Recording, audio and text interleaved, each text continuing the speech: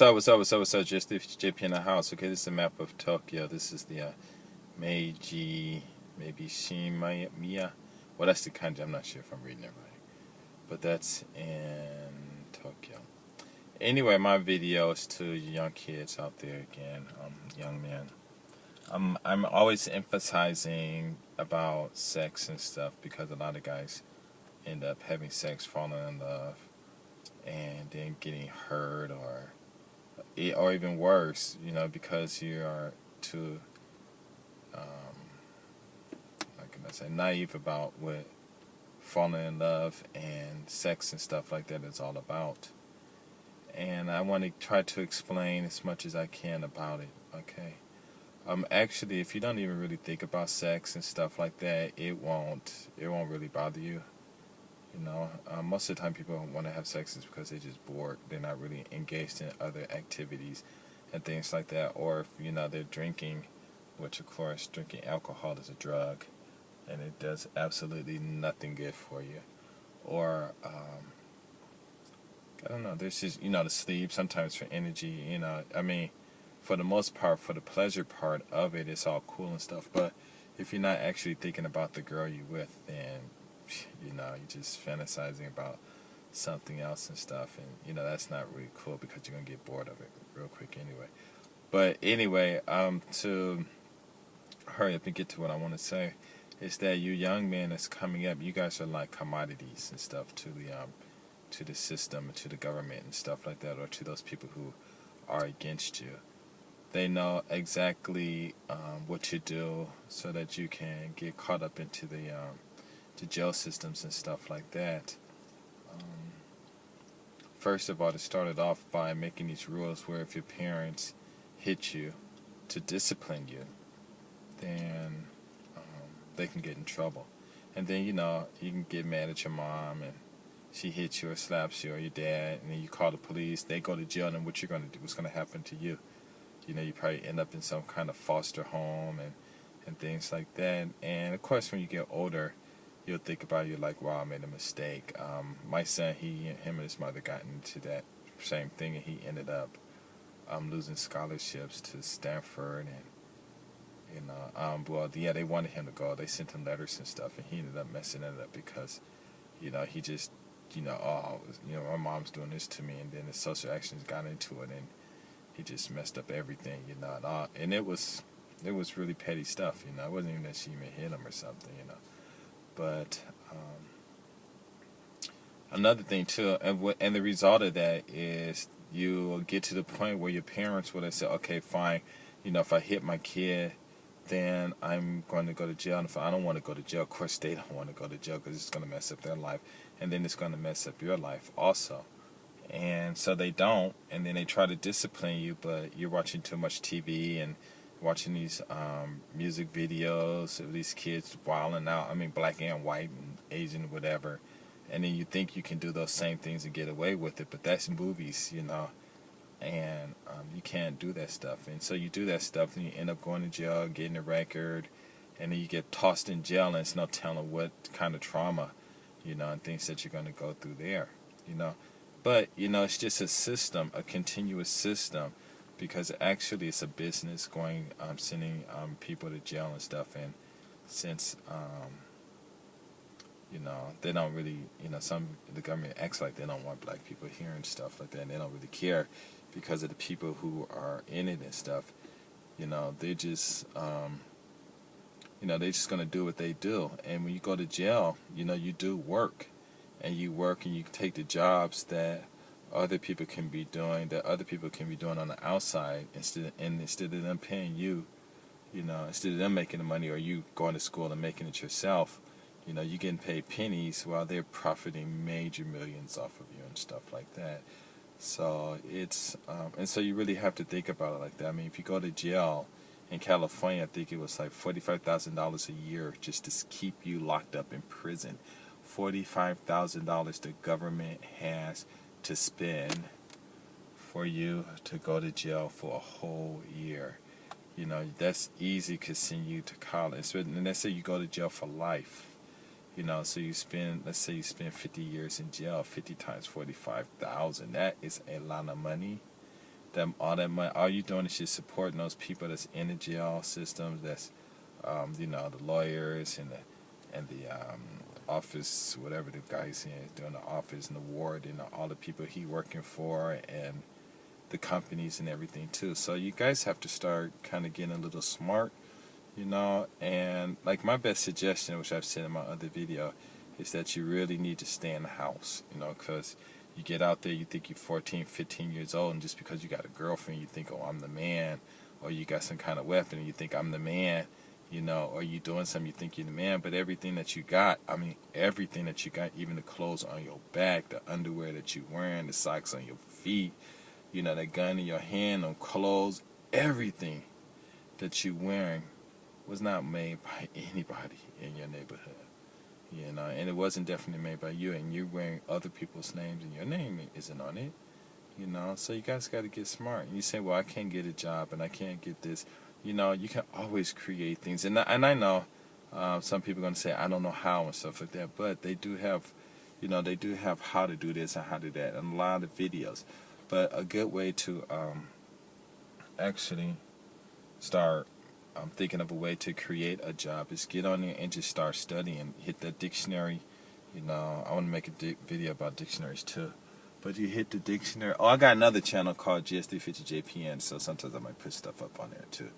But they're making you can make videos about, I mean, watch these videos about how to do things. But when you use a dictionary and you start increasing your vocabulary, then you'll start learning words that will talk about physics and chemistry and biology and biochemistry and aerodynamics and mechanics and thrust and robotics and, you know, psychology, philosophy, you know, and all that stuff you don't even need to take in class. You could just read in books. But I mean, the stuff that you can't take in college and stuff that you can't learn, you know, I mean, that you can't learn in your, well, I guess you can learn a lot to a point, you know, and you start learning that stuff. And I mean, like one day me and my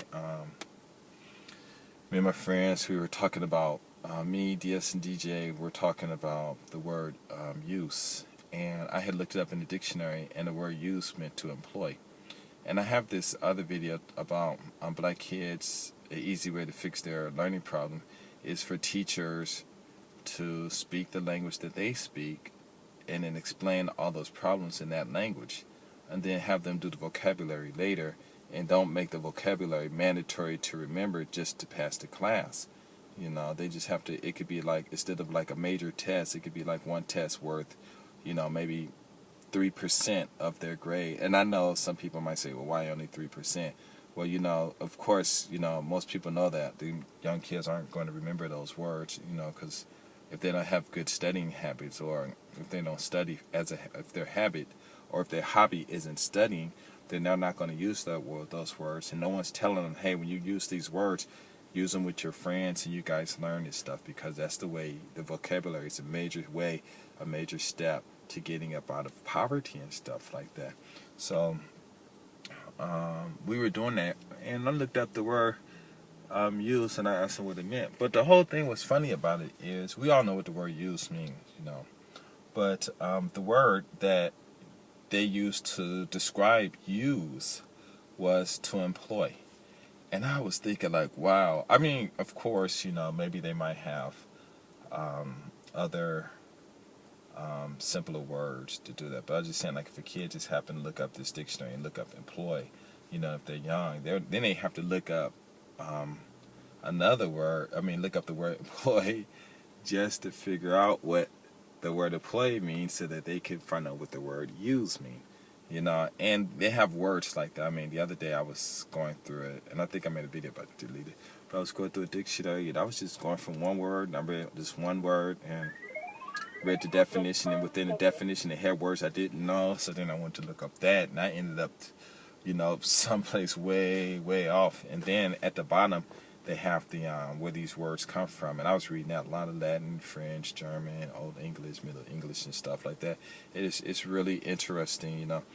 And so basically, my whole thing is that you need to stay in the house, you know, because if you're not on the streets, you know, just hanging out in your front yard, and if you're not doing anything, you know, if you're not outside, there's no chance that you can get injured, And if you got friends that are like all tough and stuff, like I used to do when I was in Venice. I was reading this one book by Elijah Muhammad. I forgot, it was about the mothership or something like that. I forgot. And it was a really good book, and it wasn't about. It had a lot of good information. I was telling my friends, hey, I even offered to buy the book for some people to read, but they said they wouldn't read it, and I was like, all right, fine. And it's really sad because, and the one reason they probably wouldn't read it is not because they probably didn't want to or anything, but it was like maybe an emotional. They're Christian and they got this thing that Muslims are no good or something like that, maybe, and or they just don't want to get caught up in that stuff. I'm not exactly sure, but whatever the reason was, it was a quick no, and I was like, wow. I even told my family read those books because there's a lot of information that you can use that will help your life, and it's not even about whether you believe in that or stuff or not, but it was just really, really interesting, really, really interesting, really, really interesting. So I really encourage you to stay home and do that. But the main reason is so that you don't be out in the streets and get caught up, doing silly stuff and getting tossed into the billion, maybe $1 trillion judiciary system, and it's an all big network, and you're the key to the success, and that's just it. If you're not outside and you're not doing anything, I can understand you probably have gangs and stuff, people trying to get you to do that, but you got to talk to them and convince them, and you got to keep trying, and if you can't convince them or if you can't do anything, just get up and out. Because when I was in Venice, and I love Venice, I love all the homies down there, but the first time when that crack rock, first time I saw one of my friends who walking to Hollywood, and he had it on, the police rolled by, he said, oh man, I got this on. I'm like, what's that? He told me what it was, and that was like when it was first hitting the streets in Venice, and I was like, oh man, you gotta tell me when you had that stuff on you, because if you do, I'm not going to hang out with you, because I don't want to go to jail, because he got that, you know what I'm saying? And then he was like, I'm sorry, and then we started getting real big in Venice, so the first chance I had, I knew I had to get up out of there because I didn't want to get caught up in all of that stuff.